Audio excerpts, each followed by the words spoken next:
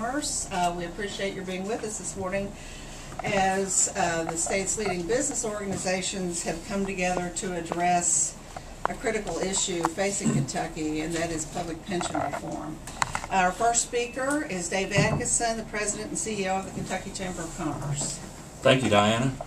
Welcome everyone, and to our esteemed senators, thank you for joining us here today for this important comment about our pension problem in Kentucky. The Kentucky Chamber has expressed concerns about the state's unfunded pension liability for several years, and the need for action gets greater with every passing month. Over 50 like-minded employer groups, whose names are listed up here on the poster, from every corner of the state have signed on to a letter to lawmakers in unanimous agreement that pension reform is the top issue of the 2013 legislative session. Kentucky's businesses have a significant stake in our public employee pension systems, both at the state and local levels. Kentucky's private employers, most of which are small local businesses, contribute directly approximately 40% of all the state's revenue, in addition to the individual taxes they pay. Every day that passes without significant changes increases the chances that people and employers in Kentucky will be targeted for significant tax increases. Failing to act will continue the short-sighted downward spiral of providing less money for education and economic development and more for unsustainable benefits not available to the average taxpayer, the result of which will be a weakened position for Kentucky as it attempts to compete in a global economy. Paying for pension reform, along with significant changes to the health insurance plan, can be solved when the General Assembly writes the 2014 to 2016 budget in the next General Assembly, the 2014 General Assembly, a year from now. But we must get the system on a sustainable path this legislative session. Failure to do so will not only cost this state more money, but betray the confidence of the taxpayers who expect our lawmakers to come up with bipartisan solutions in the time frame allotted by Kentucky's Constitution. The Kentucky Chamber believes lawmakers have a responsible, negotiated roadmap to start us down the road of sustainability. That is, the bipartisan pension task force recommendations, which we expect will become Senate Bill 2. At a minimum, these bipartisan recommendations must be passed to get our pension system on a sustainable path and put the bond markets on notice that we are serious about getting our state's finances in order. It is imperative that Kentucky lawmakers enact these recommendations in their entirety, removing important provisions like the requirement to fully fund any future cost of living adjustments, in other words, the COLAs, or the hybrid pension system for new hires will water down the recommendations to the point they're essentially meaningless and present no significant savings to Kentucky's taxpayers. We are here to put our elected officials on notice that Kentucky's business community and taxpayers expect a pension reform bill that offers a long-term solution, not one that simply kicks the can down the road. If we don't fix this pension problem, we might have to rename our state. Instead of the Commonwealth of Kentucky, it might have to become the Common Debt of Kentucky, because we'll be so deep in debt we won't be able to dig our way out of it. In fact, if the 2013 session concludes without the passage of meaningful pension reform, I don't see how the business community would have any choice but to call the 2013 session a failure. And just to put an exclamation on this at the end of my comments, we got a notice yesterday from Standard & Poor's. We've been downgraded a third time. Yesterday. And it says it's because of our pension funding levels. The outlook revision reflects our concern, this is Standard & Poor's, our concern over pension funded levels which have declined and are likely to continue declining due to lower than actuarially required funding of pension liabilities and budgetary pressures associated with funding post-retirement benefits.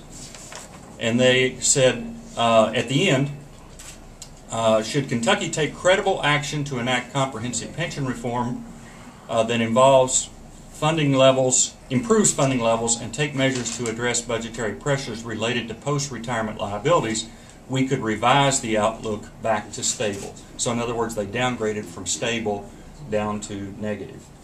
That, I think, makes our point better than anything we could say today. So Diana, I think we have other contributions. Next, we'll hear from Tom Underwood, who's the State Director of the National Federation of Independent Businesses. Good morning, and thank you all so much for coming. National Federation of Independent Business represents the smallest part of the small business community across Kentucky. Our average employer has 3 to 5 employees working for him, but small business is big business in Kentucky and employs over half of all Kentuckians that get a paycheck. The deep concern that we have not only about the pension system is the solution for the pension system. Small business has been battered since the beginning of the Great Recession. I've talked to many of our members who have exhausted their own pension funds trying to keep their doors open. And we have great concern about how to fill this hole. It is critical that this be addressed because, like my granddaddy said, the first thing to do when you're in a hole is to quit digging. So there has to be a focus on stopping the bleeding in the system. Our concern from NFIB, though, is how to pay for it and balancing it on the back of the small business community, like some of the suggestions in the Tax Reform Commission report, will be a burden on increasing employment in Kentucky, and we're very concerned about further damage to the small business community. Thank you. And our final speaker is David Dean. He is the Board President of Associated General Contractors. Thank you all for coming. The condition of specific government programs usually is not a subject that Kentucky's commercial contractors have time to pay much attention to. Like most Kentuckians, we focus on our work to do the best job possible. But the condition of the state's pension system and what it could mean for job growth for Kentuckians across the Commonwealth is something we believe needs immediate attention from our legislatures and governor. We truly hope that by continuing to demonstrate the collaborative, bipartisan approach to problem solving, these elected officials will find a significant resolution to the problems with the state's pension system. As you have heard, increased spending on public employee benefits is taking needed funding away from economic development, education, capital projects at the state and local levels of government. This means we are investing in the future of our young people with adequate education, as we should be if we want our families, our communities, and our state to prosper. Another negative impact has been on Kentucky's bond rating, which we just heard. Major national rating agencies have downgraded Kentucky's bond rating, not twice, but now 3 times, in the past 2 years. This means it will ultimately cost taxpayers more to finance such important public projects as new schools, water and sewer lines, and other infrastructure improvements and maintenance. And in the end, those higher costs will mean fewer projects and fewer jobs for Kentuckians. The same is true at the local level, where local governments are taking funding away from needed public services such as fire, police, public works, parks, and local infrastructure projects. The bottom line is that these additional costs in a tight economy will adversely affect all of us. Because of that, and because of our love for our state and hopes for its future, we join the other groups represented here today in calling on the governor and the 2013 General Assembly to enact meaningful, sustainable pension reforms during this regular session. Thank you. Now we would welcome any questions from the media. How should these reforms be paid? Well, as I mentioned in my comments, we feel like that's a normal activity that would occur in the 2014 session. There has been talk of a special session to somehow link tax reform and pension reform. Frankly, we don't think that's a good idea. The business community is skeptical of increased taxes, as you would probably expect, to pay for a broken pension system. But if you go out and talk to the average worker in this state, maybe somebody making $10 an hour, doesn't have a pension, doesn't have health insurance, ask that person to step up and pay more taxes to bail out a pension system. I don't think that's going to work. Do you understand a special session wouldn't be a good idea? I don't think linking tax reform and pension reform would be a particularly productive idea. And you know, I think the public's getting a little tired of special sessions when there's work to be done during a regular session. If taxes do not go up to help pay for this, how will it get done? What do you recommend is done if it's not coming from increased taxes? Well, there are a variety of things. One, economic growth. That's obviously hard to predict for a year from now, but that's one possibility. Another is what the legislature has tried in a couple of previous occasions, and that's to limit the health insurance cost by asking public employees to participate in their health insurance cost the way the private sector does. That's been attempted a couple of times in the past, and there's significant savings for the health insurance side of the pension problem through that. Do you have a comment? Yeah, one thing that has to be taken into account when you're looking at these funding things with regard to the 2014 budget is not only the state level of taxes, but the new taxes that are going to be rolling in 2014 as part of the healthcare reform plan on the federal level. And some of these are pretty strong draconian taxes. There's one in particular that raises the tax rate on dividend income from LLCs and S corporations dramatically. And this is going to be a major hit to the small business community. So you have to look at the entire spectrum of taxes, not just what we do here in state. What about this? There's one option is this hybrid, so-called hybrid plan that's being talked about. What about that? Right. From the standpoint of the Kentucky Chamber, we have said all along that had we been in charge of writing the plan, we would have written it a little differently. I think Senator Thayer would probably say about the same thing, and the House leader, who is his co-chair, might say exactly the same type of thing. But no one person was in charge of this. It was a concerted effort by a bipartisan group. And I think that's one thing to keep in mind, is that what is being put forward to the legislature is a bipartisan negotiated plan. It's not an opening volley from the business community or from one house or the other. It was Democrats and Republicans, House members and Senate members working together to try to come up with a plan, and with the help of the Pew Center and the foundation, the John Arnold Foundation. They had expertise from some of the best in the country helping them. So we feel like that this is the way to go. Is it what we would have written? No, but it is a responsible, negotiated solution that we think should be adopted in its entirety. If it gets watered down, then we would lose our enthusiasm to the point of having to vigorously oppose it. Because then you'd have to ask, what's the point? You mentioned this, all of you, in one way or another, but what's the cost, in terms that the public can understand, the average person sitting at home, what's the cost of not fixing this? It costs more to borrow money. Yesterday's announcement by Standard & Poor's adds to that. But there have been various figures tossed around. The Pew Center report, I think, mentioned the figure of $327 million. Additional costs for the ARC for the contribution that would have to be made in 2015.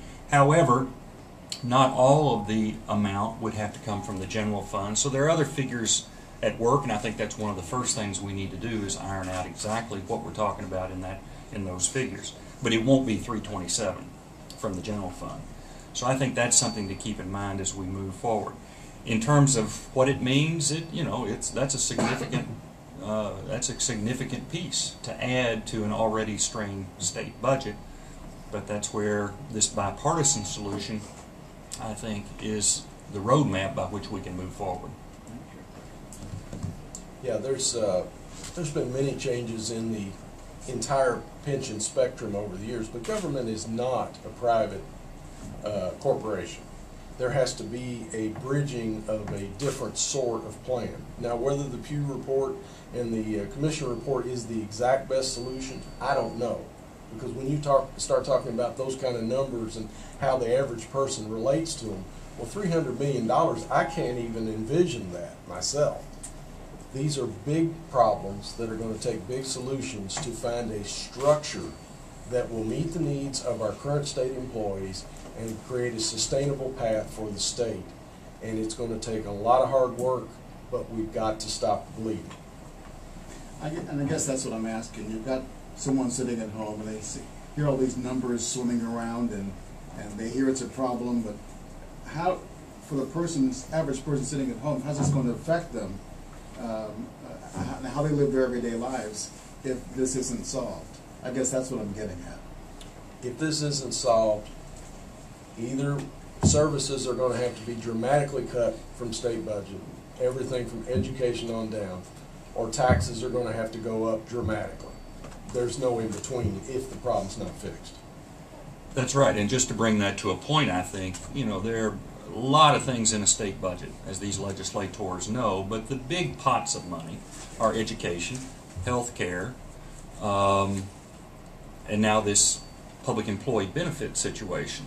So I think what people would notice if this is not fixed is a further erosion of the amount of commitment our state can make to our schools. And I think most of us would agree that's the top priority of the state of Kentucky, is to educate our children. And so I think that's what we have at stake. The real victim in all of this, as pensions continue to take more money out of the general fund, is that our schools get hammered. And I don't think any of us are for that. Well, how much money do you estimate could be saved through the health care reforms you're talking about? I mean, would it be enough to fully fund the ARC just doing that? The numbers, as I mentioned, the numbers about how much it would actually cost from the general fund are still to be tied down. I think the 327 mentioned by the Pew report is a responsible figure, but it encompasses transportation, road plan, general fund, etc. So if you just narrow it to what it will cost the general fund, obviously we need to tie that figure down. But yes, in one proposal a few years ago, just 2 or 3 years ago, by the legislature on capping the amount that the general fund would pay for public employee health insurance was up into 6 figures. It was getting a very significant amount of money. Is that 6 figures or 9 figures? Over $100 million. That's way more than 6. Yeah, it was more than 6. I'm like, Tom, I can't identify with these numbers. No, it was a significant amount of money that can be saved just from that. Well, and let's put it in perspective for the person sitting at home that really can't look at this. What's the lottery going to be on Saturday? $160 million? It sounds like a massive amount of money, and lottery tickets will go crazy. But that amount of money in total would not pay half of 1 year's contribution to fill this hole. That puts it in perspective.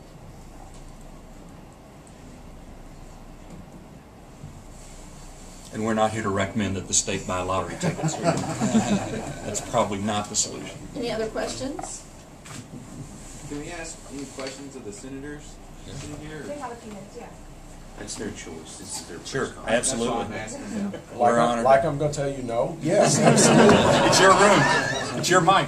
You have before. It hurt me. I would just like to have one of you all address what that means to you all, that downgrading and them pointing out pensions as the main cause. Robert? Okay, here, a lot of people have wondered, what is the cost of not doing this? This is a cost. The two things that I feel, and I think most people, and I think this supports what I feel, that have driven our costs on bonds and our bond rating has been the fact that we have an unfunded liability in the pension system. When we take 2 steps, the first step is just like Tom said, stop the bleeding right now. Don't dig the hole any deeper, and that's what we can accomplish in this session with Senate Bill 2. And what the task force with Senator Thayer and former Representative Cherry came with.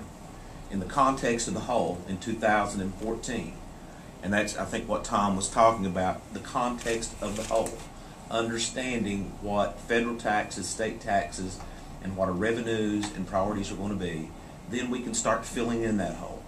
When we take those 2 steps, I think the bond rating companies will say, we have our fiscal house in order, and you will see our bond rating go back up, which then means, if we take a few other steps, that for appropriate infrastructure, and I think this group has, this legislative body in conjunction with the governor's office, has talked about appropriate infrastructure being a chem physics building at the University of Kentucky, where we can start looking at improving our infrastructure in this state, particularly our intellectual infrastructure, which is valuable, instead of contributing into a fund that is not sustainable and in a few years will bankrupt this state. That's where we are coming from, and that's why this group out of the Senate is here today to support the position of the chamber. Do you agree with the suggestion that the health savings might be enough to fully fund the ARC?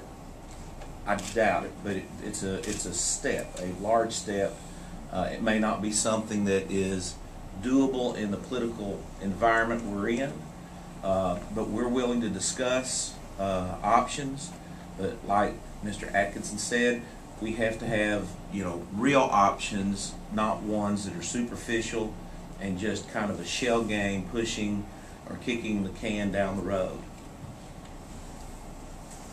Again, I'm asked a question. Just, you know, I'm not a smart guy. I'm talking for the average person. What is the Senate in particular, and you think General Assembly prepared to do this session to at least get us on the way toward fixing the problem? What is the general public going to see? What I think they should see is his Senate Bill 2 that is a mirror of the recommendations that came out of the Pension Task Force. That stops the digging, that stops the bleeding. It gets us to a floor, and then we can start filling up the hole.